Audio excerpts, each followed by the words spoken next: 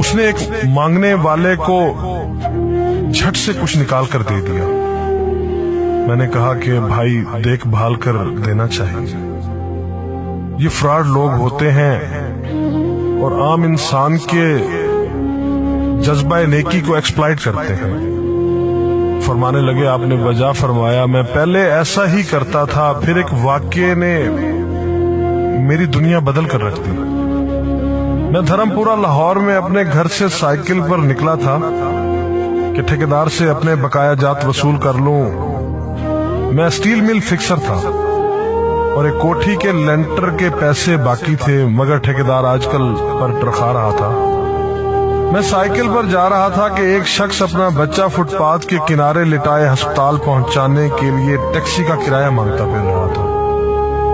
वो कभी किसी पैदल का बाजू पकड़कर हाथ जोड़ देता, मेरा बच्चा बचा ले, मुझे टैक्सी का किराया दे दे। तो कभी मोटरसाइकिल वाले को हाथ देकर रोकता, कभी किसी कार वाले के पीछे भागता कि वो कार में उसके बच्चे को अस्पताल पहुंचा दे। कोई रुकता तो कोई ना रुकता, जो रुकता वो भी उसे घूर कर देखता और आप वाली सोच कर उसे डांटता, काम करके खाने की नसीहत करता और आगे निकल जाता।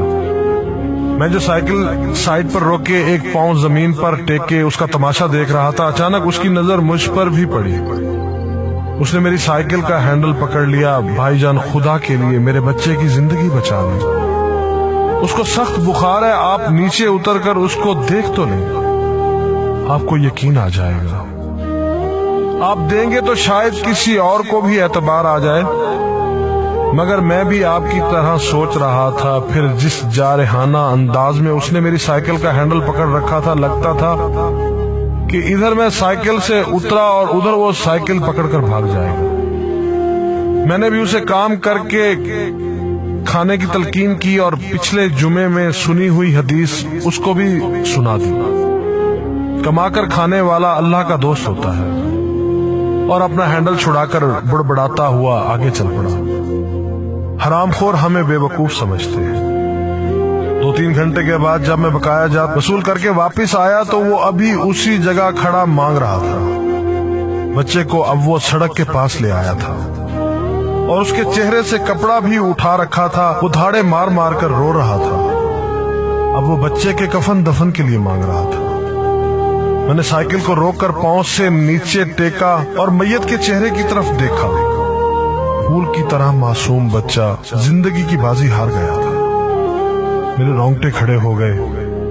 मैंने जेब में जो कुछ था बकाया जात समेत सब बगैर गिने निकाल कर बाहर फेंका, और इससे पहले कि उसका बाप मेरी तरफ मुतवज्जे हो, साइकिल उस तेजी से चलाकर भागा गोया सारे लाहौर की बलाएं मेरे पीछे लग गई हों।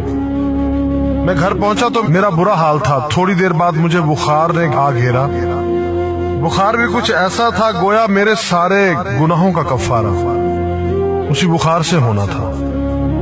घर वाले मुझे अस्पताल के लिए लेकर निकलते और मैं चारपाई से छलांग लगा देता। मुझे अस्पताल नहीं जाना था। मैं उसी बच्चे की तरह एड़ियां रगड़ रगड़ कर मरना चाहता था।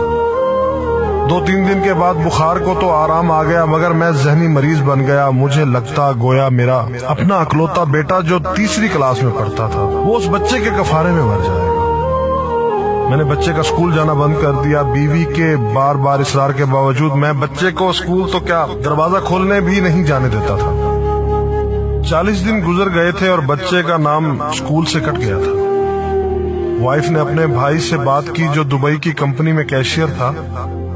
उसने मुझे बाहर बुलाने के लिए पासपोर्ट बनाने को कहा, मगर एक तो मैं शनाख्ती कार्ड भी पैसों के साथ निकालकर बच्चे की मैयत पर फेंक आया था।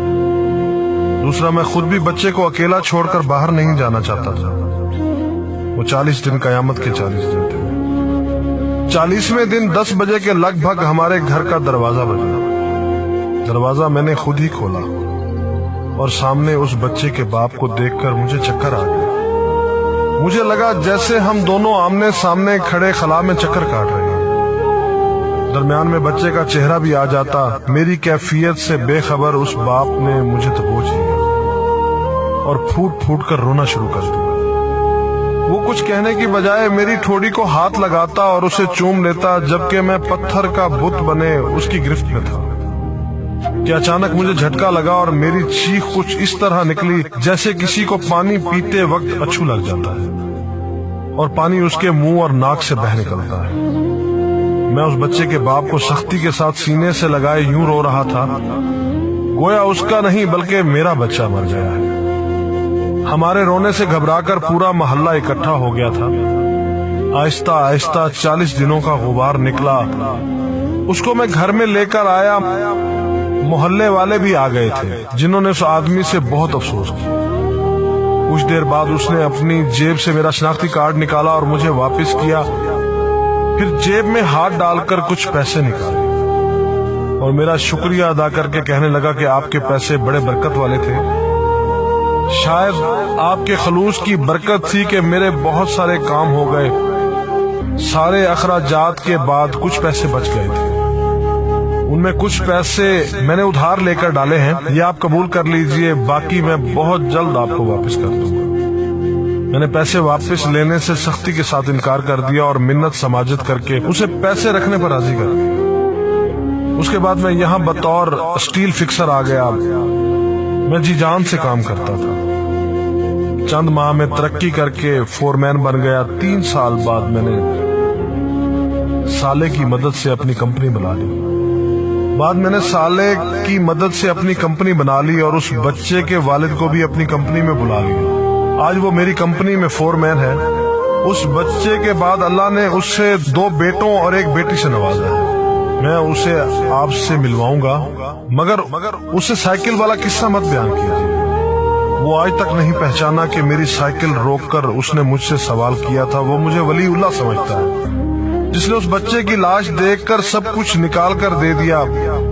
قاری صاحب، اس دن کے بعد میں کسی کو خالی ہاتھ نہیں لوٹاتا۔ قاری صاحب، اس دن کے بعد میں کسی کا ہاتھ خالی نہیں لوٹاتا۔ تھوڑا سا دینے سے نہ وہ امیر ہوتا ہے اور نہ میں غریب ہوتا ہوں۔ بس دل کو تسلی ہوتی ہے کہ میں اس بچے کا خون بہا ادا کر رہا ہوں۔ رہ گئی لوٹنے کی بات تو قاری صاحب ہمیں کون نہیں لوٹتا۔ جوتے والا ہمیں لوٹتا ہے، کپڑے والا ہمیں لوٹتا ہے، سبزی اور گوشت والا ہم کو لوٹتا ہے۔ اتنا لوٹنے کے بعد اگر کوئی ہمیں اللہ کے نام پر لوٹ لے تو شاید حشر میں ہماری نجات کا سامان ہو جائے کہ یہ بندہ میری خاطر میرے نام پہ لوٹتا رہا ہے۔